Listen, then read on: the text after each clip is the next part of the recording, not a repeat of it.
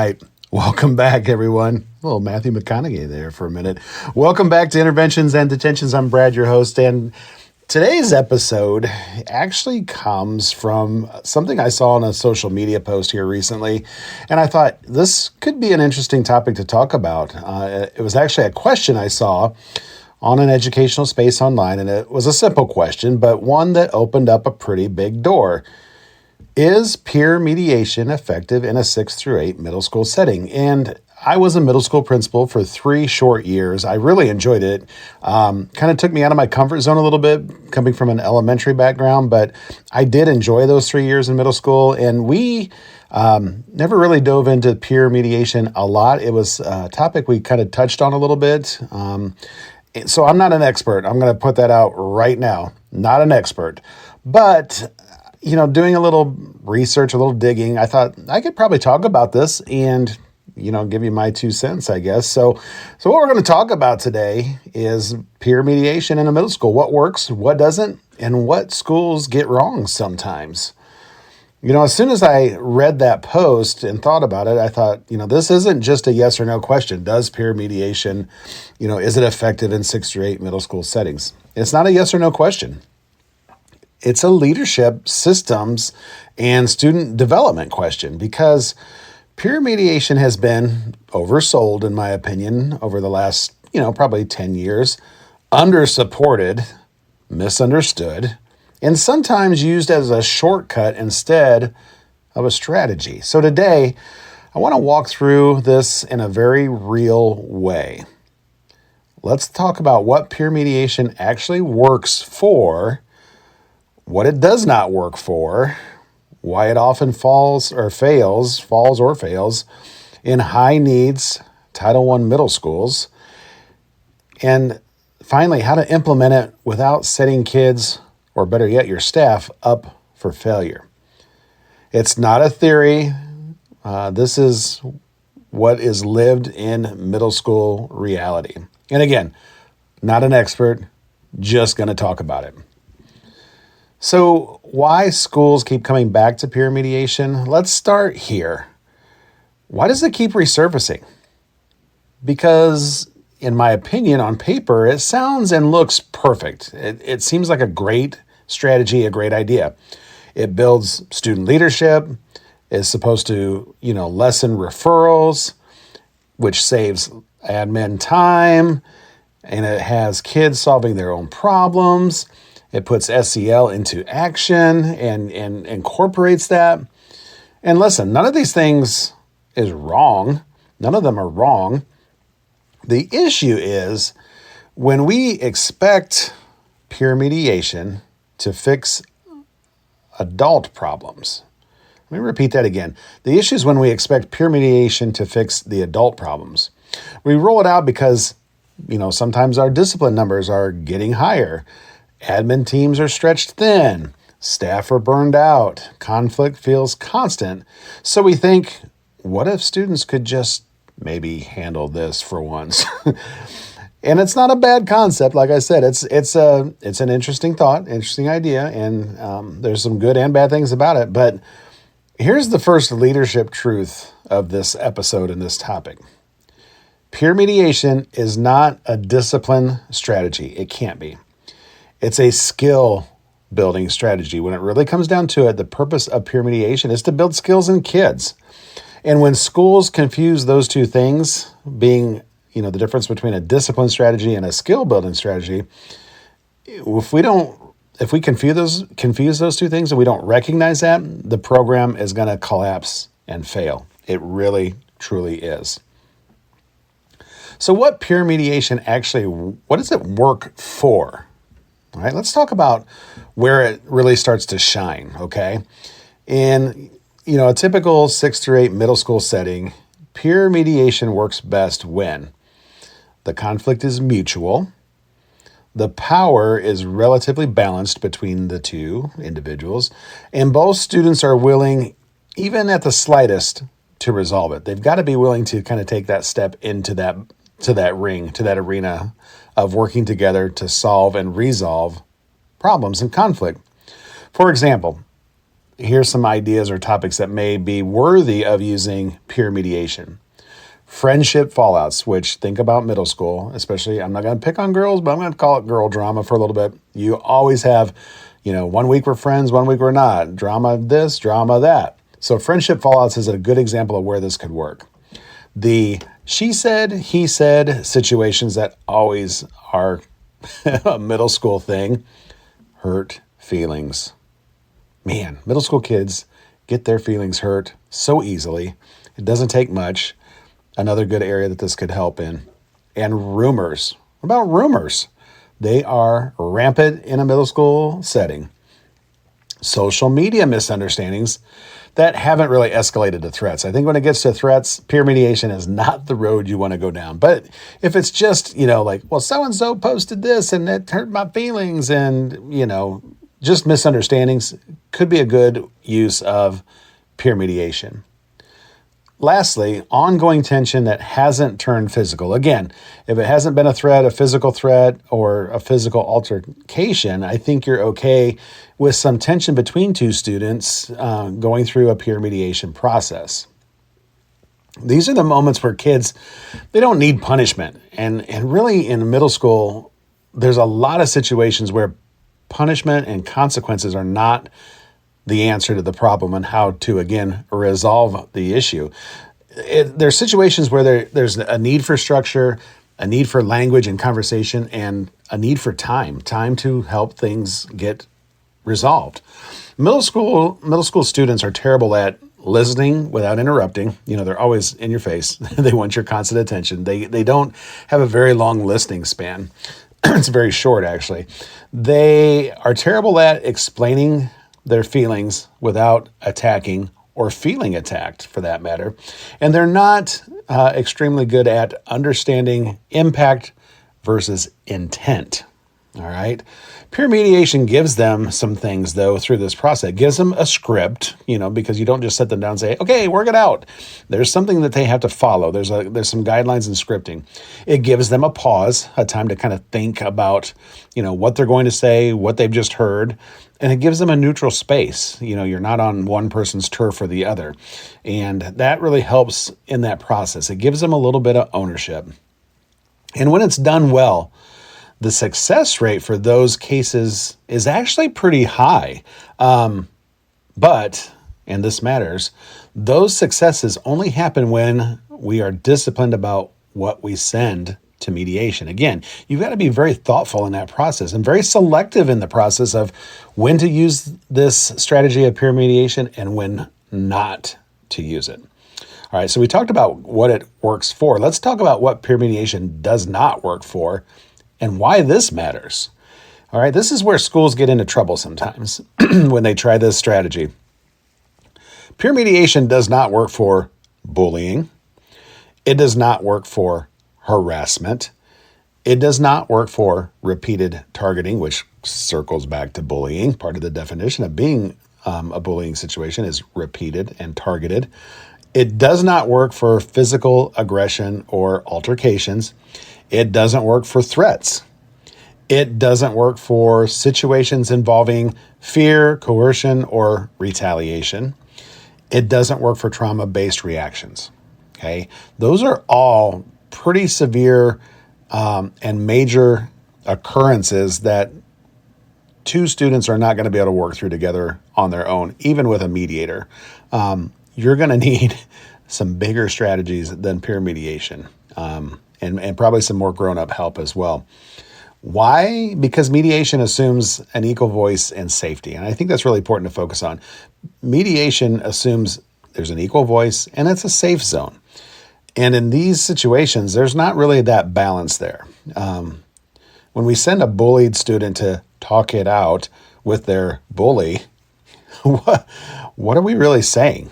What we're really saying is we're prioritizing calm over safety. That's not mediation, folks. That's avoidance, okay?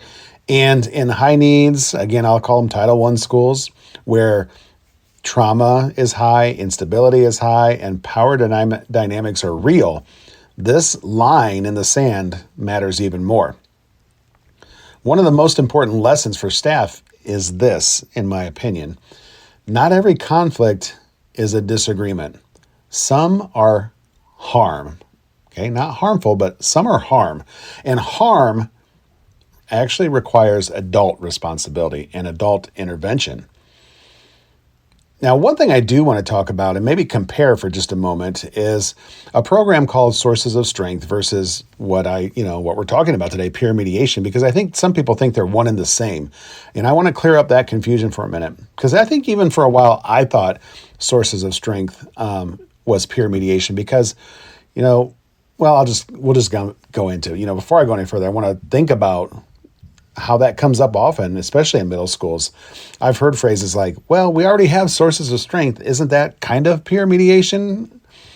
And I would have said, yeah, kind of. It is. It isn't, but it is. But the answer is no, it isn't. And it really is important that we understand why they are not one and the same.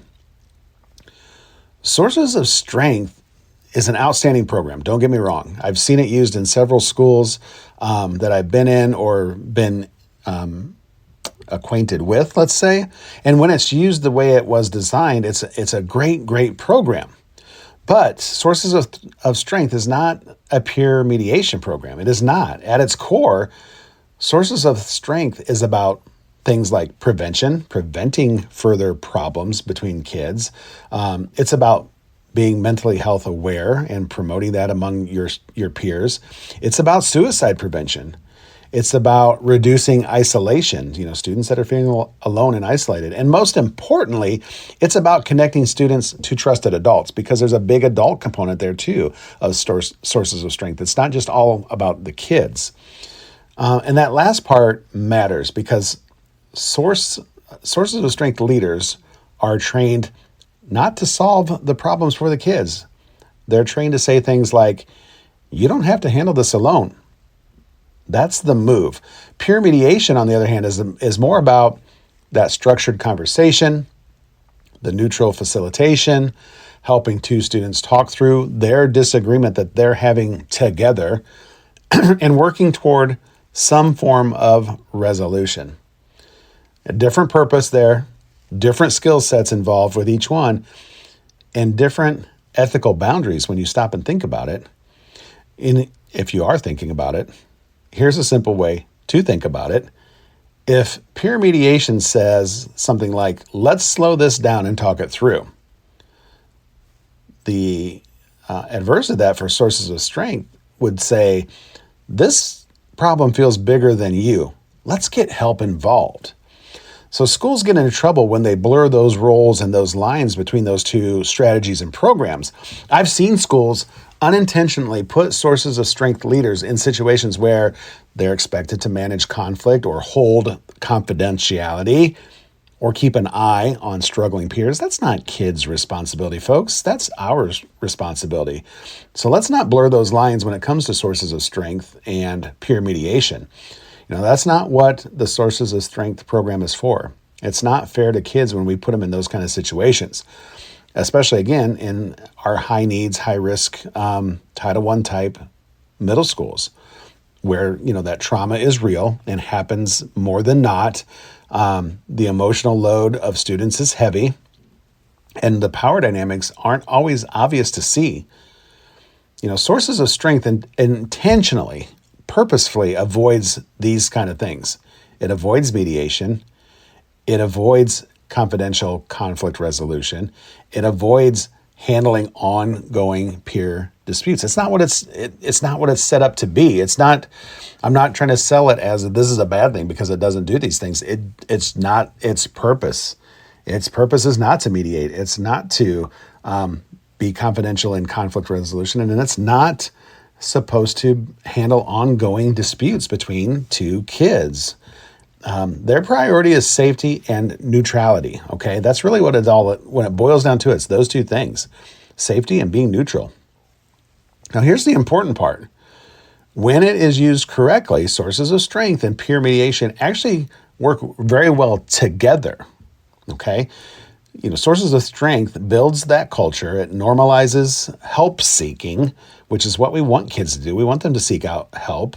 And it strengthens adult and student connections, which is huge, especially at middle school when it's all about building relations between kids and adults that can be trusted with the kids.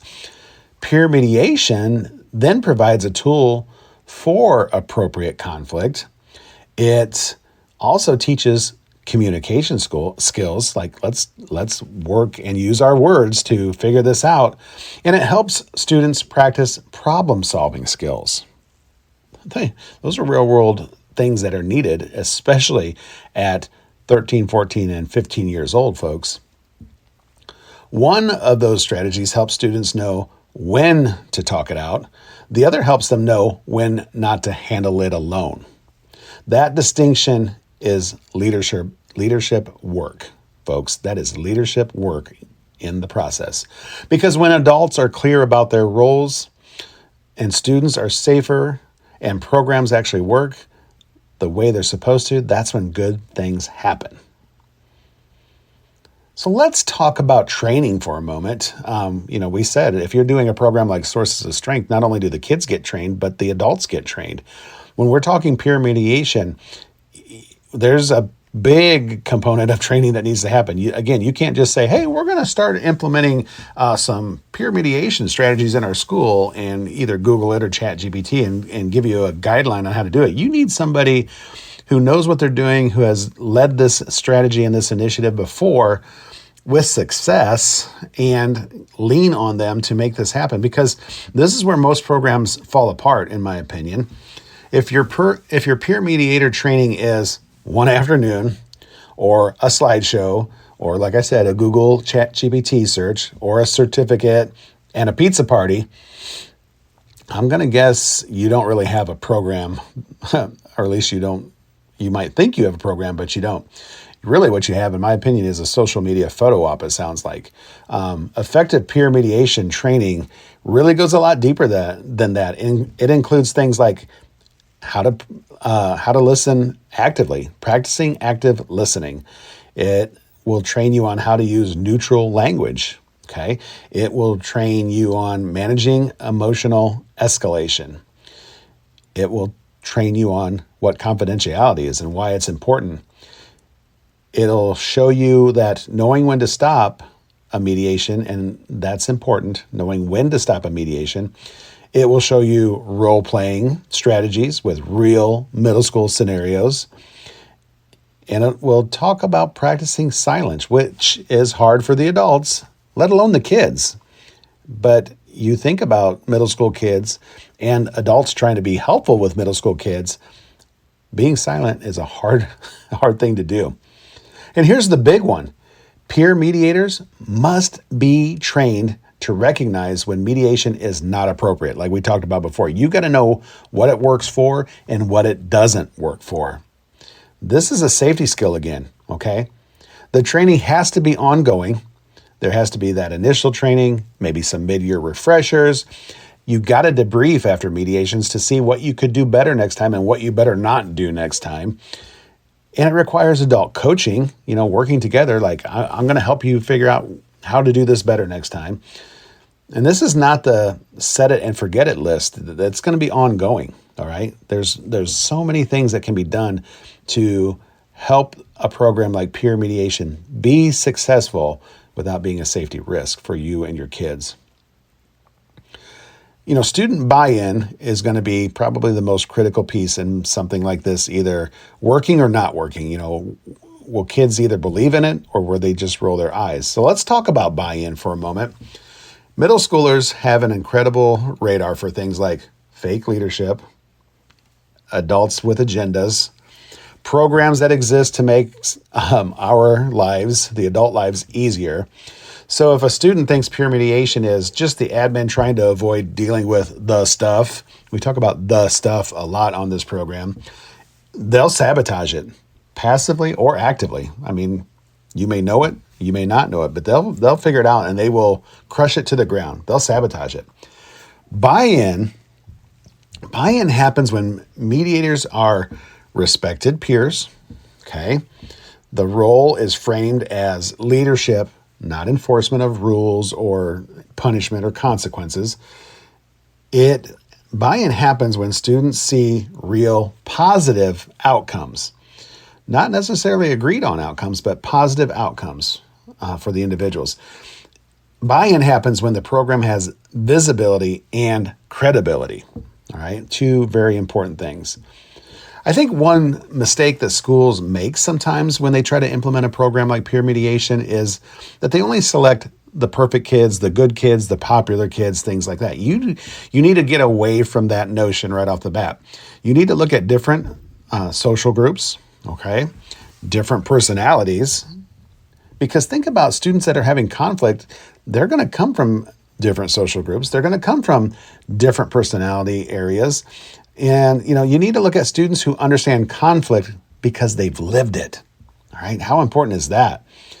The representation really does matter from all these different areas, okay, especially in these high-risk, high-need schools. Okay, and I don't want to just keep calling them out, these high-need schools. I don't want you to think we're just talking, inner-city, poverty-stricken schools. High-need schools are everywhere. They're rural, they're inner-city, they're suburbs. It doesn't matter, and I want to be very clear. In high-need schools, which to me, any school is high need these days. Peer mediation must be embedded, okay? It can't be isolated. It can't be this thing that's over here and it's there when we need it, kind of like the defibrillator on the wall, okay? It can't be isolated. It has to be embedded and practiced in what you do in your school.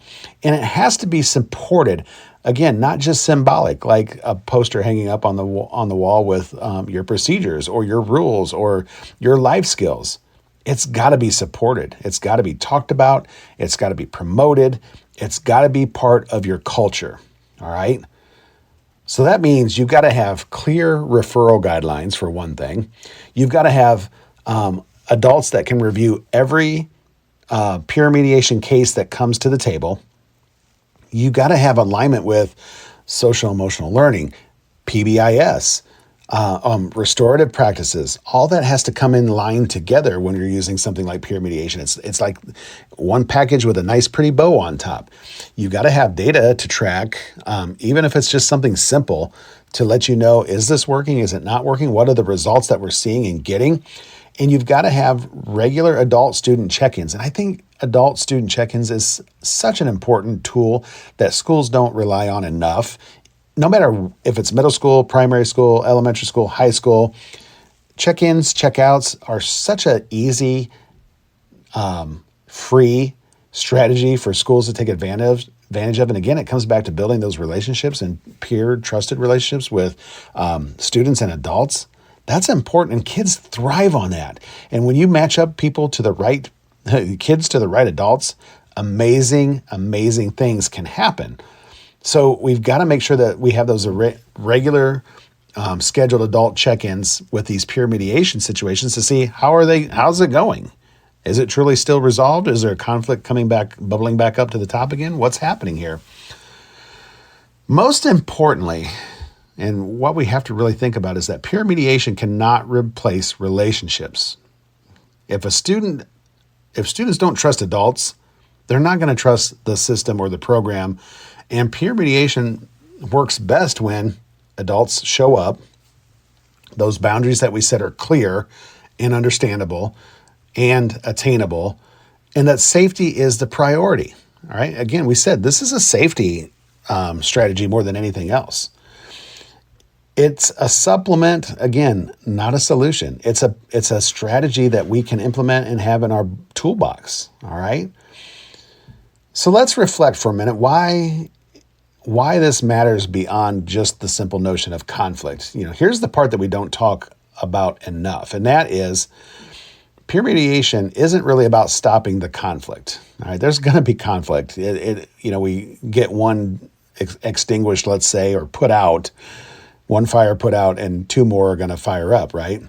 It's not about stopping the conflicts. It's about teaching the kids. All right, teaching the kids how to speak to one another, how to listen to one another. Most importantly, how to disagree with one another. As adults, do we all agree with each other? No, we don't. And sometimes we don't even know how to disagree with without destroying relationships. But that piece right there. We need to teach kids how to be able to disagree with one another without destroying each other and without ruining relationships. We can, the old saying, we can agree to disagree. I know it sounds corny, but it's right. We can.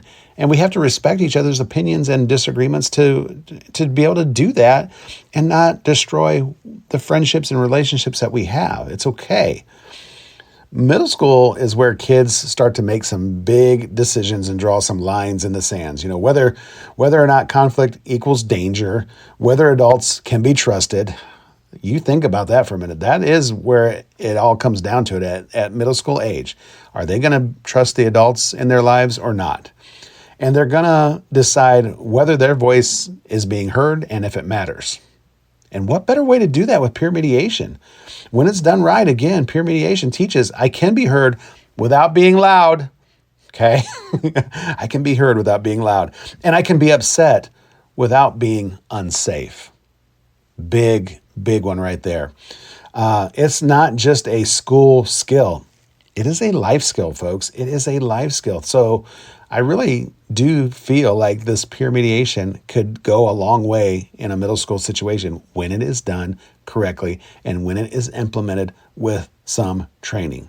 Not just a half day, not just a slideshow, folks. Ongoing debriefing, professional training development, whatever you want to call it. It is a life skill when we're all said and done. So as we wind this down, is peer mediation effective in a 6th through 8 middle school? We're going back to that original question that I saw in the social media post earlier this week. Is peer mediation effective in a 6th through 8 middle school? I say yes. When it's done with intention, when it's done with boundaries, and most importantly, when it's done with humility, folks. Those 3 things will make it be successful and it will make it be effective.